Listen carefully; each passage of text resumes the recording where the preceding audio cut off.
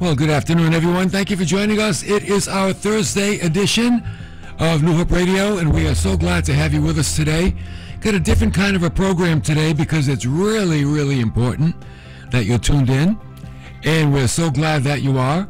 If you're listening to 1590 on the AM dial, WARV, welcome. If you're on 92.7, welcome there also. Or maybe you're at newhopecc.tv, click Facebook or YouTube. We are there also. And Aaron is there to meet you and greet you. Aaron is in sunny Florida, and yet he's the host of the chat room on our Facebook part of New Hope Radio. So chime in, let him know where you're watching from, and be part of the program today. Got a great program in store, really important. We have a special guest in the studio today. Dave has been with us before, Pastor Dave Aucoin, and I'll tell you what, he's got some great news for us, and I'm so happy to see men of God getting involved in our government, because if we don't have men of God involved in our government, you know what we're going to have? An ungodly government. So, Pastor Dave, thank you so much for being part of our program today. Dave, it's a pleasure to be here. I've enjoyed being a neighbor church with you in Swansea here, and also have an opportunity to come on your program at this time. So you are running for a political office, and we're going to talk about that, but not so much the office you're running for, but how important it is for us as Christians to make our voice known. God has given us the privilege of being in a free country, that we can have a vote, and you know what else he's given us? His Word and his Holy Spirit, which helps us to make proper decisions. Wouldn't you agree? Oh, yes. And, you know, Dave, what you said before is true. When we don't get involved in government and we let ungodly people run it, then we're stuck with ungodly laws. And it really hinders the spread of the gospel as a result. So it's good to be involved. It preserves our freedoms. And, hey, we'd like to expand our freedoms so that we can preach the gospel more widely. Yeah. So let's for an introduction, I mean, you've been pastoring for many, many years, but now here you are running for political office. How did all that come about? Dave, the last couple of years we've been involved at the State House with some of the things that have restricted religious freedom. And one of the friendships that I've developed at that time was with Barth Bracey. He's the director of Rhode Island Right to Life. And now it's about 4 weeks ago, Barth had sent out an email, and I'm on an email chain with him, and he said there are 30-plus candidates running for office in Rhode Island unopposed, and they tend to be liberal and progressive. And he said, would you prayerfully consider if God is calling you to run for office? Dave, I'll tell you what I did was I took that very seriously. I wrote it down in my prayer journal, and for a few weeks I was praying just for that, never really realizing that I would end up putting my name in as well. But that's what happened, and I'm glad to be doing it. I feel like it's been something that's helped me to learn a lot about the process, and it's been a good thing. And you've got some real strong convictions about some of the things that are happening in our country and some of the laws that are being passed in our country. And I think as followers of Christ, we all share a lot of those same convictions. And one of those that we want to talk about today is the way they're introducing sex education into the public school system, what the material consists of, and even the young age that they're presenting it to. Well, you're right, Dave. Who would have ever thought that there would be a debate over whether people are male or female and going beyond their biological makeup? But that's what's really happened. And that's not to say that people are not confused, that there is this gender confusion is real. And for a lot of people, it's an area of great stress. I just saw on YouTube something that Ravi Zacharias had said about it, and he said, you know, we are all bombarded with a lot of different thoughts. He said, but our ultimate standard is that we are meant to be the temples of God, temples of the Holy Spirit. And when you look at that, God created them male and female. So no matter what we feel or no matter what thoughts may come into our heads, we keep going back to that standard. The standard is male and female. And so what we're seeing is a push against that today, and especially it's going into our schools, affecting our young people. They are teaching our young people going down to younger and younger ages, even down to kindergarten and preschool, that sex is no longer biological. It's no longer your physical makeup. It's decided up here in your head, what you choose to be. You know, I scratch my head because what kindergartner is interested in something like that, or a first grader, or a second grader, or a third grader? I mean, not till you really get to, I would think, junior high, does it begin to pique your interest. You know, girls are goofy to boys when they're young, right? And boys are goofy to girls. You know, so it's like you can see that it really is propaganda that they're bringing to the youngest kids. You know, Dave, when you were a kid, an adult sat down and talked to you, read you a story. I still remember stories my dad and mom read to me when I was 4 years old, and it sticks in your head, that closeness that you can have with an adult. So when adults start teaching kids these things, they look up to adults. Adults are supposed to be someone you can trust, that they're going to give you the truth, and obviously that's not happening, or it's being taken advantage of.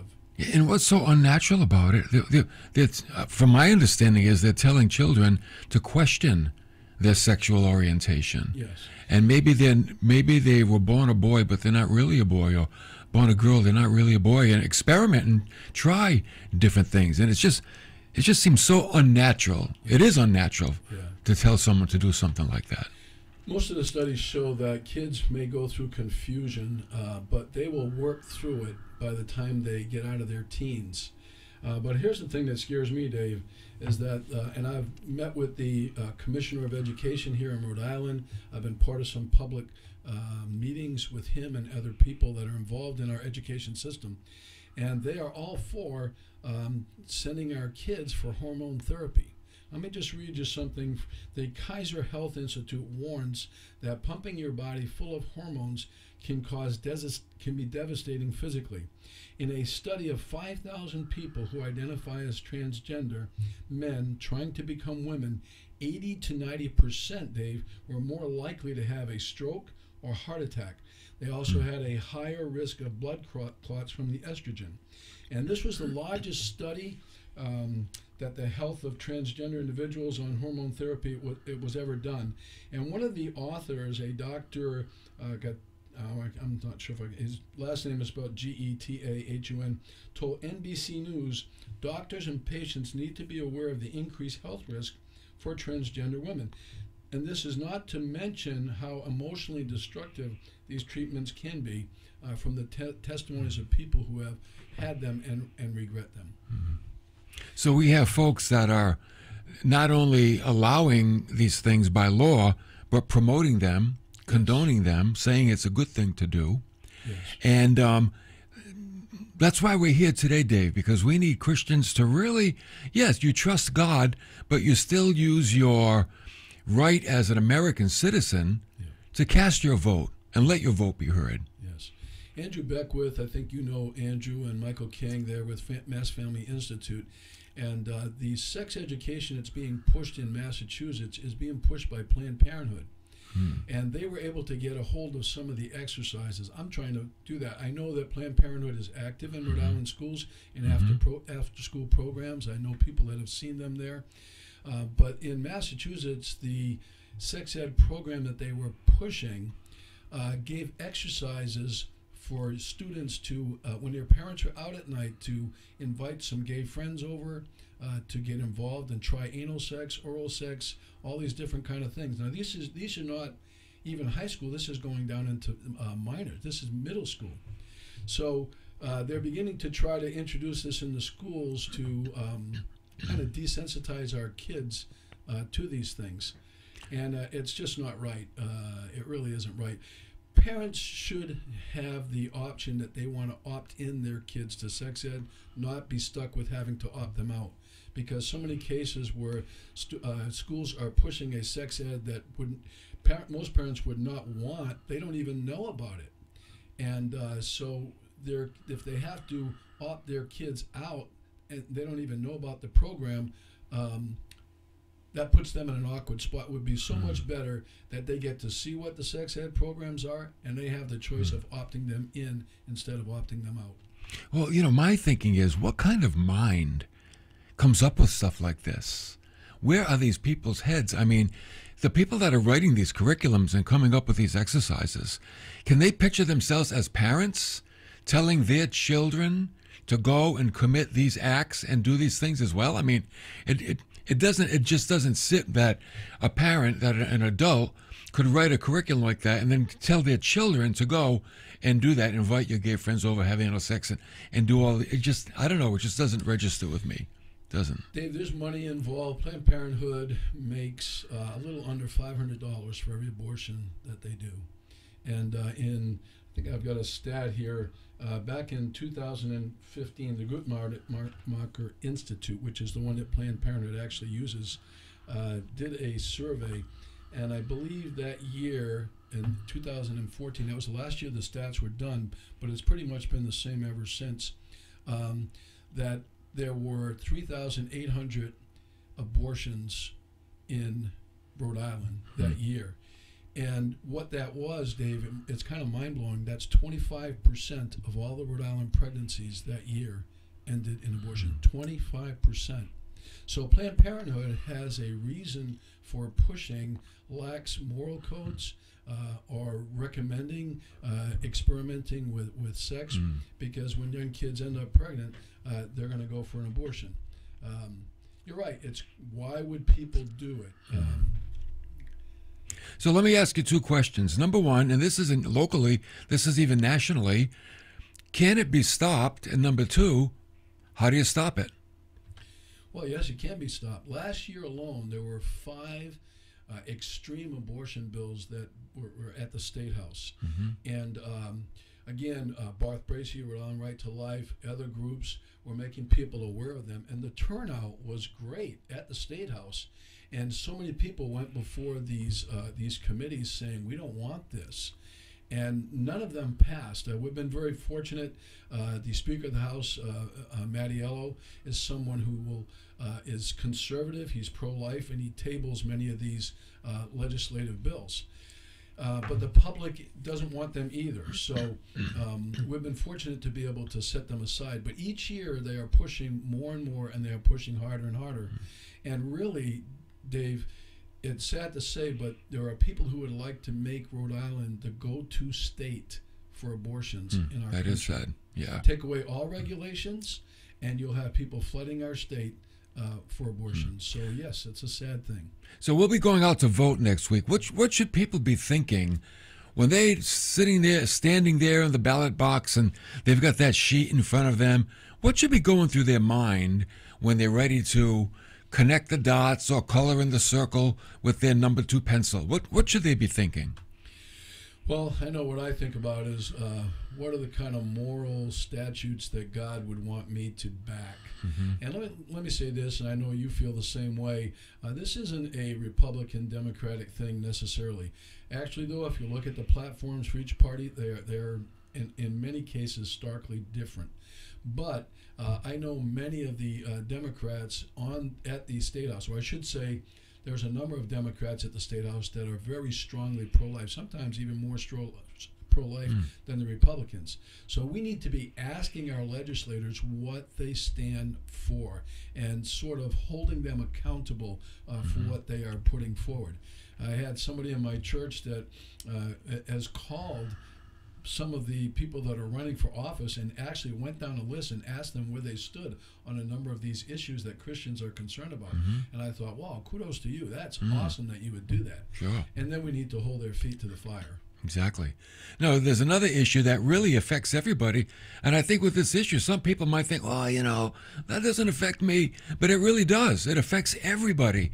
And it has to do with recreational marijuana. Yes. Now, I'm for medical marijuana because I believe that, let's face it, if these drug companies can produce these synthetic drugs that are hurting people, this is more natural. And if there's something in there that I've seen videos where people with some serious diseases, with Parkinson's disease, have been helped through treatments with medical marijuana. But recreational marijuana, that's a whole different ballgame.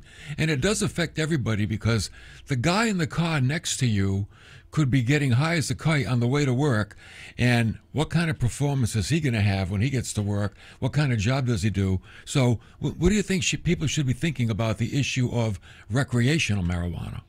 I don't know if you've heard the commercials for investing in cannabis, companies that are going ahead in cannabis, but it's out there now. You're hearing them on the radio, you're hearing them, probably seeing them online. So it's getting to be a big thing. The reality is that the marijuana that is being marketed today, the THC content is somewhere around 15%. And there have not been studies done on the effects of that, really that high THC content, but it's far different than the THC content from when you and I were teenagers. So back in the 60s and the 70s, the percentage of THC was much, much lower. So let me just read you some things from people in Colorado they've had legalized recreational marijuana for a while. There's a Dr. James Avery, and he published a paper in the Christian Medical and Dental Association's journal, and he points out that today's marijuana is different from what many older folks smoke. It's potent. It's a highly hallucinogenic drug, so recreational use is fraught with danger. That's his quote. And there are only a few credible studies that have been done to date with a marijuana that the THC content is above 50%. But here's the conclusion that people are coming to. The higher the THC concentration, the higher the likelihood of first episode psychosis and schizophrenia. Avery notes, heavy marijuana use can damage brain development in youth ages 13 to 18. Multiple researchers have all come to the same conclusion. The younger the brain, the worse the effects in both the short term and the long term. And there was another woman, Karen Randall, and she's an emergency room doctor in Pueblo, Colorado. She has a certificate in cannabis science and medicine.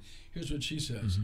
THC-boosted marijuana is causing persistent psychosis, and there is no recovery. She said the new marijuana is worse than the opioid epidemic because of the long-term unpredictable effects. Some synthetic cannabinoids are marketed as safe or legal alternatives to grown marijuana, but they affect the brain and endanger people even more. So, David, now it's about 4 or 5 years ago, Mass Family Institute had a press conference in Dorchester.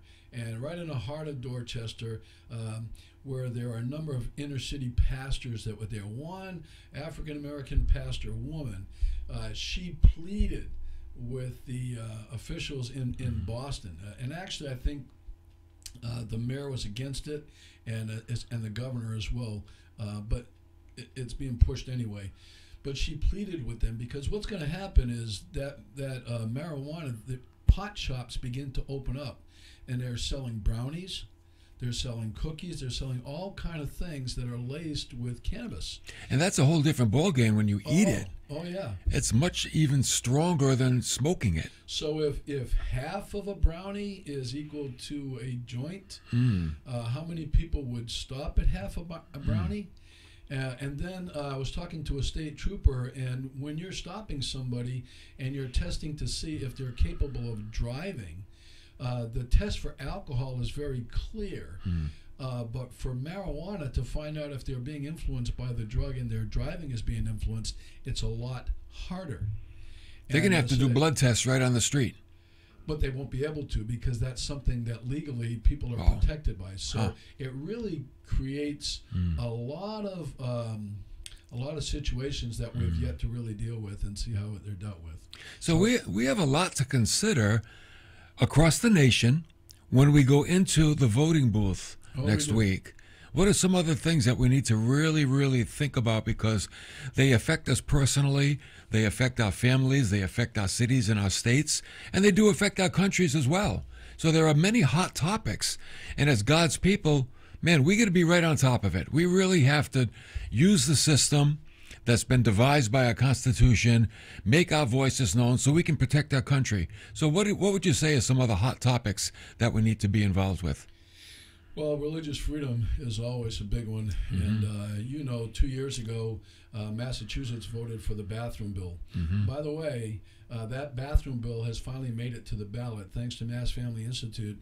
It's on the ballot. If you are a Massachusetts resident, you can vote on whether to withdraw the bathroom bill because it affects public places, or to let it stand. And I want to urge you to vote no on question 3 on the Massachusetts ballot. Maybe just explain briefly to those that might not know, what is the bathroom bill? Okay, well, 2016, the Massachusetts passed the bathroom bill. And what that said, and I was reading it from a pastor's perspective, that if any man came into our church and wanted to use our multi-stall women's room, where our 6 and 7-year-old girls might be from kids' church or whatever, you could not stop him. If you did try to stop him, here's what would happen. The pastor could be fined anywhere from $2,500 to $50,000, and or spend 30 days in jail to a year in jail. So depending on how many times it would happen, the penalty would increase that way. First of all, the penalty didn't matter. I just didn't want a man walking into our multi-stall ladies' room. And another thing, in the years, this Me Too wave that's hit our country, so many women have been sexually abused. And that's not a myth. That is a fact. And I know my wife and a few other people have actually had support groups where they've invited women to come and kind of walk them through a healing process with that. And one of the women in our church that had an experience of being abused, she said, Pastor, she says, if I walked out of that stall and saw a man in the ladies' room, it would be a trauma. It would be traumatic for me after what I've been through. So there were a lot of reasons. So we actually, as a result of Mass Family Institute, we hooked up with Alliance Defending Freedom, and they're the same ones who had 3 significant Supreme Court victories, one with the florist in Washington State, and then with the Masterpiece Cake guy in Colorado, and then with the Crisis Pregnancy Center's rights in California. And so we served notice to there were 4 churches in Massachusetts who were plaintiffs, and Alliance Defending Freedom served notice to the Attorney General in Massachusetts that we were going to take them to court unless we were exempted from it. And it took 6 weeks, but they did. She backed up, and she said churches are not just public places. They are public places, but they are protected by their First Amendment rights, religious freedom, and whatever they do is. So in Massachusetts, if you're a church, you are exempt from the bathroom bill, but public places are not. Like a department store or anything like that. Walmart, your gyms, local gyms, any public place cannot say no to a transgender. If you do, you're violating the law, and you can be fined or penalized in that way. So it's a great chance for people to turn that law around. Because really, Dave, what we want our wives to be safe. We want our children to be safe. We have a daughter. She's 43 now, but when she was a daughter, we were very careful going to public restrooms, making sure that she wasn't alone when she went in when she was 5, 6, or 8 years old.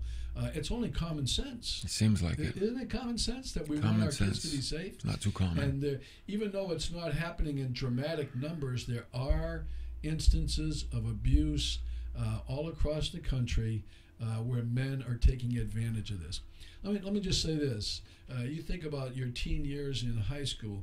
Can you imagine a woman's locker room with showers, or just a woman's locker room where people are changing, and a guy walks in, and there are women in the various teenagers, various stages of undress? Do you think that's healthy? Not at all. And because they say that they're a woman, or they feel kind of feminine that day. Basically, whatever. It's just not a safe place for our kids. And there's so much going on in our schools today. We want our kids to be in a safe place. So these are laws that are being passed, are trying to be passed, and we as Christians and citizens of this country have a voice. Yes. And we have a part that we can play to stop these crazy laws from becoming legal. Yes. So, Dave, I want you to encourage everybody. We've got about 3 minutes left. Encourage people to get out and vote and vote and have a sense of reason for why they vote, to be thoughtful in their voting. Give them a quick little inspirational talk and motivational speech to get out there and make their voice heard. If you think about it, this is America, but put yourself in other countries where you don't have that freedom to cast a vote. And let me tell you something, when we talk about American exceptionalism, that's one of our exceptional qualities, is that everyone has a right to vote. And so think about it. If you were in many South American countries, you wouldn't have that right. If you were in many Middle Eastern countries, you wouldn't have that right. But we do. And God gives us a free will. And that free will was meant to be used. It is scary sometimes. So often we say, who do I vote for? I have a harder time on the local elections to know who to vote for, because it's harder to know where they stand on different things. Some of the bigger elections seem easier because they're more talked about. Right. But we can call, we can ask neighbors, we can do our research. I've been campaigning, and when I knock on doors all across now in Barrington, part of Riverside, and part of Bristol, I have found there are a lot more conservative people than we know. People are afraid because when they say something that intimidates somebody who's very liberal, they tend to be intimidated by them. It's like you're getting shouted at, you're getting heckled or whatever. But you know, when I'm knocking on doors and I'm talking to people face to face, I have wonderful conversations with them. We feel a lot alike about basic values. Right. So let's not lose those basic values. Let's preserve them, and we can do that by voting intelligently for the right people. Yeah. And Dave, you're running for a Senate seat. Yes, I'm running for the Senate seat for District 32, which is all of Barrington, the part of Riverside closest to Barrington, and the part of Bristol closest to Barrington. So yes, I would ask. I'd love to have your vote. I want to be able to represent you at the State House for many of these issues that we're talking about here. Well, Dave, again, thank you for being with us today. Very informative, very helpful for all those that are listening. I want to thank you again for taking the time and being part of our program today. Thank you for having me, Dave. Everybody, listen, it's your duty. It is our duty to get out there, make our voices heard. God has given you a mind. As a matter of fact, He gave you the mind of Christ. That'll really help you to make right choices. Get out there. Let's stop these crazy laws from being passed. Let's protect our families. Let's protect our neighbors. Let's protect our own lives and vote your godly conscience and get out there and do your civic duty. Thank you for joining me tomorrow. Today. We'll be back tomorrow as we ask the question, who are the angels? We'll see you then.